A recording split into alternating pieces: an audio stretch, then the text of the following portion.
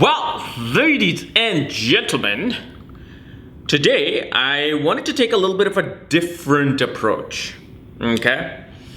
And I wanted to discuss the most, okay, from a scale of 1 to 10, I'm talking about 10 or 9, not talking about 4, 5, 6, 7. The most. All of them have this energy, but most, sexually empowered zodiac signs. And why they are the most empowered zodiac signs, sexually empowered, inspired zodiac sign. And this is going to be a very practical, in-depth look into this concept, because most of you who are now watching this are probably thinking about, well, he's just going to talk about this zodiac sign, that zodiac sign, but why are they this way? And this may not have something to do with the zodiac sign. So the four most sexually inspired, sexually devoted zodiac signs are the signs of Aries, Gemini, Leo, and Scorpio. Okay, and then there's a fifth one that I kind of considered semi. It's not really I'll discuss that. But the foremost are Aries, Gemini, Leo, and Scorpio. First of all, you must be thinking, well, of course, yes, Aries is ruled by Mars, it's aggressive, and it's, very much out there wanting to exert its power and passion and energy. You might be thinking, well, Gemini is like the sign of a prince, and Mercury, who's this little playboy who goes after everybody. And then you might be thinking Leo, the lion, who wants to be a lion in bed, who wants to procreate. And then you might be thinking Scorpio. Of course, Scorpios are sexual because they're Scorpios, right? You have heard these things redundantly in your life since you picked up some astrology book. But there is a much deeper level as to why. Why? It's not to do with the why that is a very, very surface, superficial way of understanding these things. And this is where, for all the new people who are trying to watch this, I'm going to give you a word. And you want to look into this word. This is the word that will show you the true essence of astrology, the scientific, in our human standards, the scientific clarification of astrology, which is the word Nakshatras. Nakshatras. For all those people, white folks, black folks, Chinese folks, Asian folks, European folks, even Indian folks who don't know this, Google this word, Nakshatras. Understand what this is. This is where you understand why the zodiac sign is the way it is. So think of Nakshatras, which is a constellation, It's a constellation, fixed stars in the sky. But think of a zodiac sign as a layer. It's like, think of it as a platform. Like the bed of a truck? When a truck moves, the bed of a truck is a zodiac sign. Think of the wheels at the bottom as Nakshatras. They're the ones who are moving the bed from one place to the other. They are the energies of this machine called truck that actually moves, that transports one thing to the other. Once you understand the Nakshatras, you understand why do people think Aries, Gemini, this are the sexual zodiac signs. But also, I'm going to go a little bit more, not on a deeper level, but more on a detailed level, that not the entire degree of Aries will produce the most sexually inspired people. That's the reason why I'm talking about Nakshatras. That these are the entire, see, a zodiac sign is 30 degrees long. the entire zodiac degree of this one zodiac sign is not going to be empowered and inspired by that sexual energy. There are certain degrees. And because of these certain degrees, you understand the nakshatras. Because in a zodiac sign, there will be either 2 to 2.25 or just 2 constellation working behind the scenes. And they can run from 0 to 13.35 degrees. Each zodiac sign is about 13.5 degrees. So each zodiac sign is then divided. And some of these constellations will spill from one end of the zodiac to the other. So the reason why Aries becomes that energy, first of all, Aries is the very first zodiac sign that comes to life, okay? That comes to this plane to gives us birth. And what is the process of birth? The process of birth is the sexual reproductive process, the reproduction, which happens through sexual intercourse. But specifically the nakshatra of Kritika, which is towards the end of the zodiac sign of Aries, where the sexual power becomes more prominent than the first two. Because the first nakshatra you will find is Ashwani nakshatra, which is the first 13.5 degrees. Then you find the nakshatra of Bharani, which is the second 13.5 degrees. Then comes the Kritika nakshatra, which spills from Aries to Taurus. But specifically the Aries part, the Aries degrees of this nakshatra becomes the most sexually empowered. And this is where you have to watch the videos that I've made on Kritika nakshatra, including with Dr. Arjun Pai, of what Kritika nakshatra represents. Otherwise, it'll take me half an hour just to explain this one thing. Let's move on to the sign of Gemini. Same thing with the Gemini. There are certain zodiac signs in the sign of Gemini that are empowering certain energy. And Gemini actually contains 2 zodiac signs, which are, or 2 nakshatras, the constellations, that are highly sexually empowered, which is Mriksira, and then on a lower level would be Aradhra. But mainly I would say actually Mriksira becomes that, again, the sexually inspired constellation within the sign of Gemini. I've made videos on this, especially I've made videos with Dr. Arjun Pai on this. So you can watch that on my channel of Mriksira Nakshatra. Then the sign of Leo. Leo, the lion, right?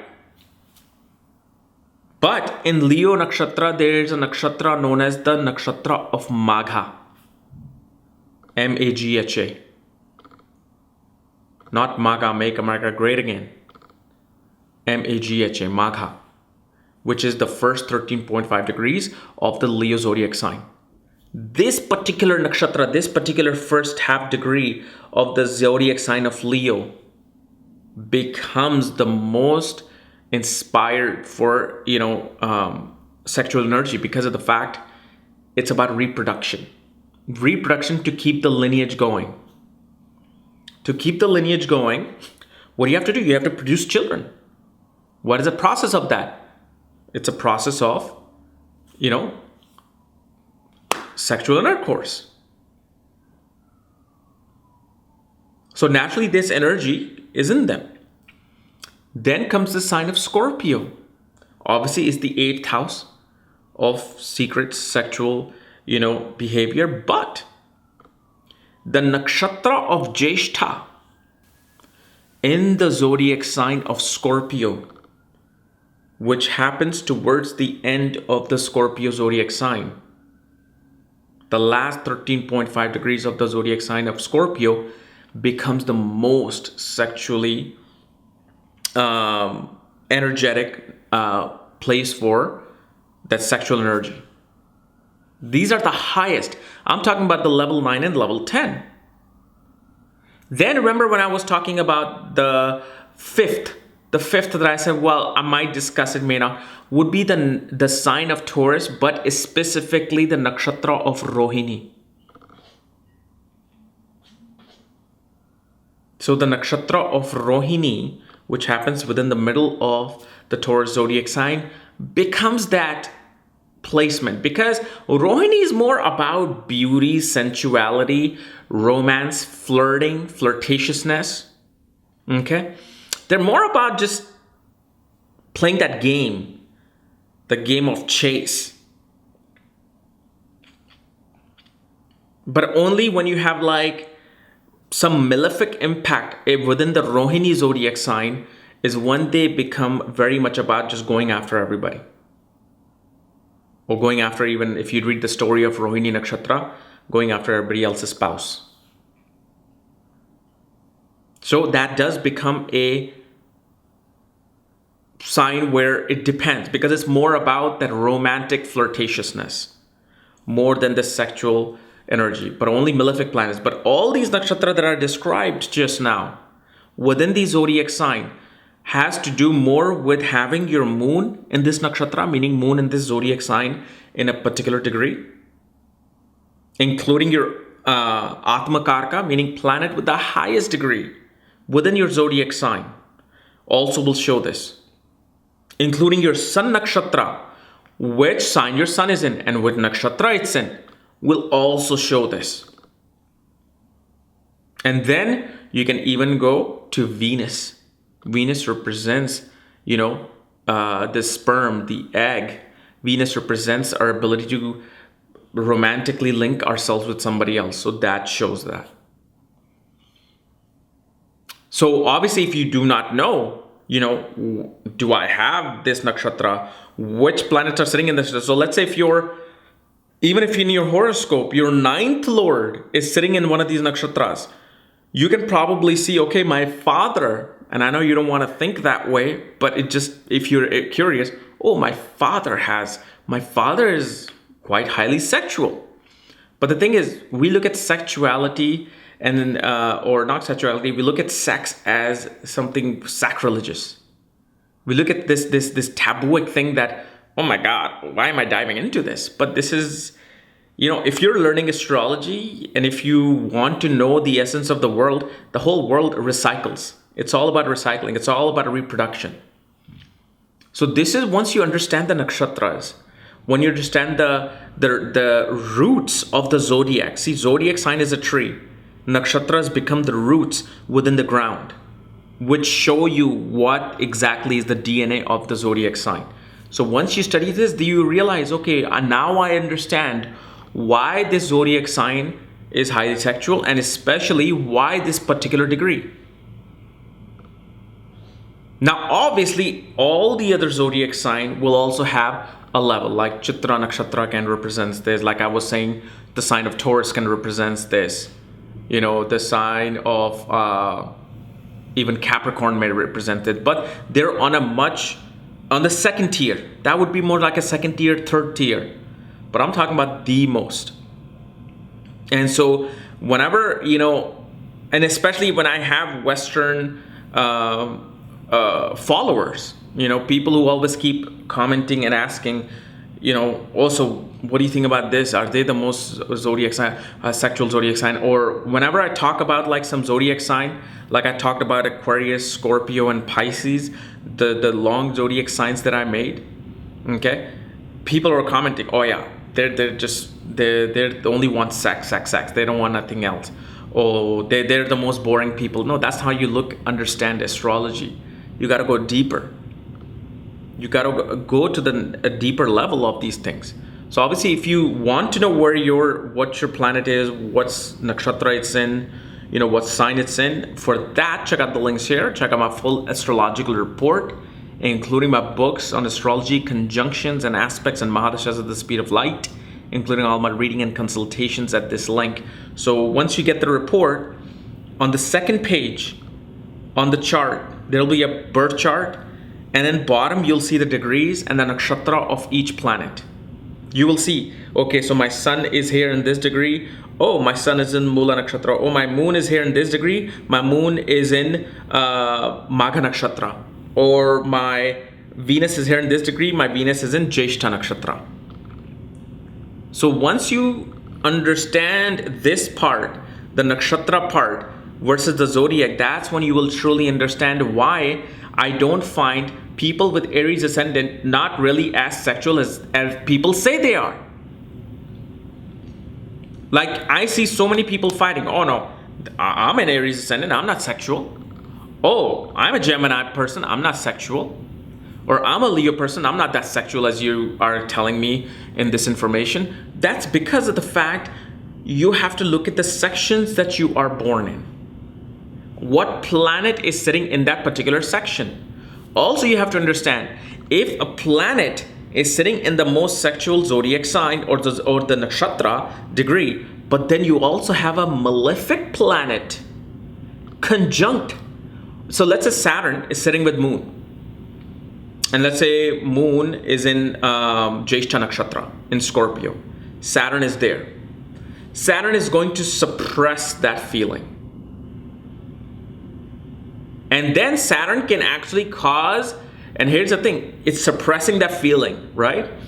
A malefic planet like Saturn will suppress that feeling. But what happens when you suppress something too much, it's gonna burst like a volcano. And this is where you can have those malefic impact come in, where they can lead to criminal activities. You have to see if, let's say, Ketu, the south node of the moon, is sitting with your Atmakarka, your sun, your moon, in one of these nakshatra, it's gonna dry out, make that part of your life a desert. So you will be like, well, Kapiel, you said my moon is here would give me a great thing, but guess what, I don't. Well, you gotta see the impact upon that moon, the conjunction and the aspect. This is where you have to really understand that dynamic. And the reason why I wanted to make this video, because I want you guys, all the new people who are not even like affiliated or familiar with Vedic astrology, is to really see that, wow, okay, when I look at the degrees and I understand this concept, now I will not say next time that, oh yeah, I am this person and I am not sexual. Well, because of the fact, yes, I have this planet, but it's receiving this angle from other planets. And it's very easy once you see the aspect in Vedic astrology of planets, it becomes very simple to understand these dynamics, okay? So guys, this is just my simple way of showing you the most, sexual zodiac sign in astrology, but why they are that way, okay? So anyway, subscribe below if you're new here. Otherwise, check out the links here, and I will see you tomorrow with some video. Bye-bye.